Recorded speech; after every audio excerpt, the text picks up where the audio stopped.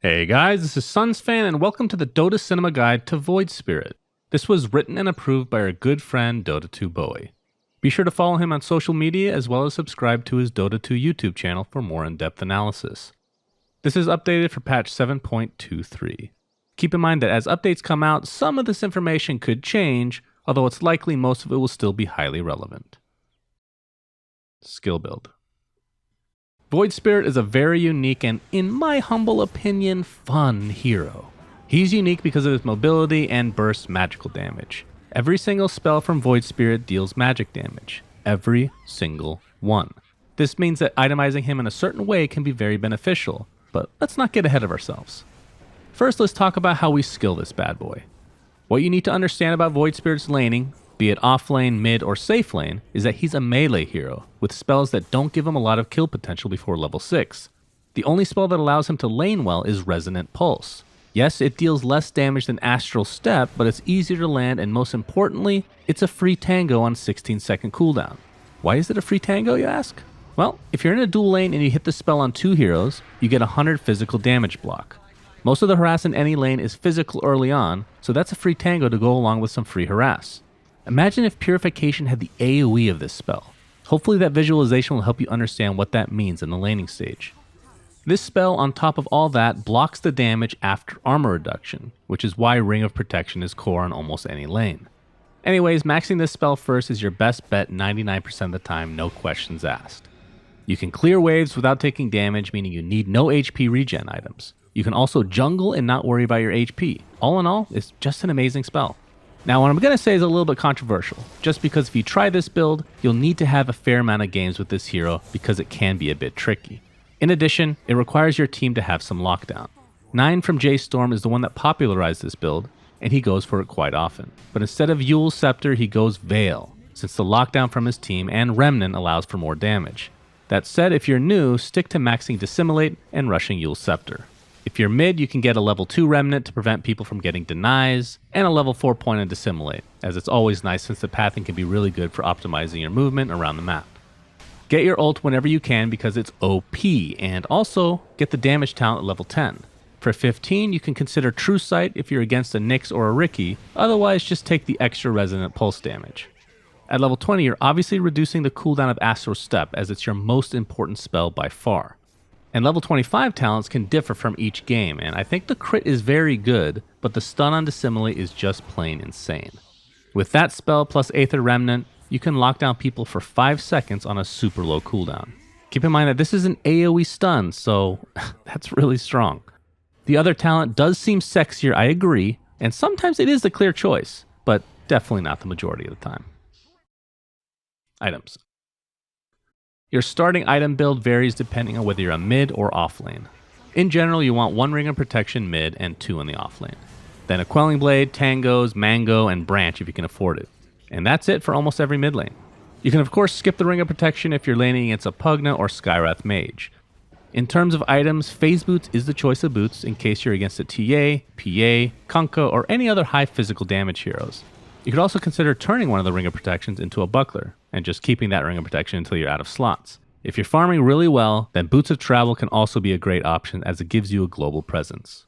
Bottle is imperative mid since you rotate really well, and of course Wand is a great item in general, regardless of what lane you're in. In terms of non-basic items, Veil of Discord is very good on this hero, not only because it amplifies damage, but in addition gives pretty solid stats. Overall, it's a very effective and cheap item that allows you to burst people quickly. You can also choose to go Yules depending on your level of play and the state of the game. This is a great item to combo with your Aether Remnant as it basically guarantees you a stun. It's also very important as a defensive item if you're going up against heroes with roots or silences. After that, picking up a Kaya is pretty common, which you can of course turn into a Bloodstone, making you really tanky and really bursty. If you're going the complete offensive, however, you can skip a lot of those items for a quick Orchid. This will allow you to jump in and completely decimate heroes in the mid game, while providing you with some great mana regeneration. In the mid game and beyond, BKB is definitely underpurchased on this hero. And that's mainly because it's just not in Captain's mode yet, so not a lot of players have a lot of information to work with. This hero, after level 20, can actually burst almost anyone at any time, so having a BKB around that power spike makes you close to unstoppable and a real threat in fights. Some games you can consider getting an Octarine instead of a BKB. as it adds to your tankiness and gives you a very much welcome cooldown reduction to all spells and items. Lincolns can also be necessary if facing somebody like a Bane, Pudge, or just anyone else with a single target disable. Shiva's is also a great option, since it also makes you tanky while giving you additional benefits that something like a BKB would not. And another great choice for the late game is the good old-fashioned Sheepstick, as it'll allow you to combo a lot of your damage and provide excellent stats. And into the really late game, if you're trying to be a bit more of a right-clicker, then upgrading your Orchid to something like a Bloodthorn, or just accompanying it with a Nullifier in order to create a poor man's doom on a hero that you really need to take out, well, that can be game-winning. Gameplay. Your playstyle is really high tempo if you're in the mid position. With Bottle and level 6, you can rotate to any lane and have a large impact. For that to happen, make sure to get a 5-minute ward and push the waves before every single rune so you can actually get control of the runes and thus the flow of the game. It's really important that you get kills and snowball. Until level 2 Astral Step, be very cautious on how to use the ability though. While it can be tempting to use it twice to burst someone, the way this hero plays forces rotations constantly, and so not having one up to disengage can be disastrous. Start with one, get a couple of right clicks down because you're slow, and feel whether it's actually safe to finish the kill. Another reason maxing Resonant Pulse is so good is that it complements the playstyle your hero craves. You're diving towers, creep waves, and you're not really the tankiest hero out there, so it essentially allows you to do all of that really well while still being good at pushing creep waves. One interesting tip if you're new to Void Spirit is understanding the best way to flee from fights as well as sticky situations. If you get stunned and just spam Astral Step to get out, you might waste a lot of time actually turning your hero in that direction, then casting the spell. A safer way is to actually cast Dissimulate first. It doesn't matter which way you're facing and it's instant, meaning the confusion of where you're going buys enough time for you to actually cast Astral Step into your safe getaway. Another tip if you go for the Yules build is to play a little bit in lobby mode so that you can actually time your Dissimulate perfectly with Yules wearing off, so you can get more right-click damage on the targets you choose to go for. If you play correctly, you're more free to use Astral Step in fights, and if you build BKB, you're making sure you can buy time for a third Astral Step, either to keep diving or flee. This hero is really powerful and is way easier to play than he might look. Aether Remnant is the only hard spell to master, but if you're playing Pangolier, then it shouldn't be that much of an issue. During fights when you actually want to dish out damage with Dissimulate, make sure to wait for your team's stuns, or make sure you have a level 2 or 3 Astral Step, because without any slower stun, it's quite easy to miss the spell, which can be a big deal since it really is a big part of your damage. If you've already used Remnant and Yules, hold on to your last charge of Astral in order to gauge the situation at hand. Friends and foes. When it comes to friends, Void Spirit loves stuns. All he needs is the ability to land his spells consistently so enemies can melt.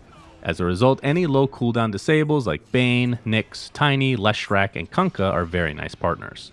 In general, anything that can fight constantly synergizes with him, but he's also fine just split pushing. He has the mobility and is hard enough to kill that he can thrive in that playstyle.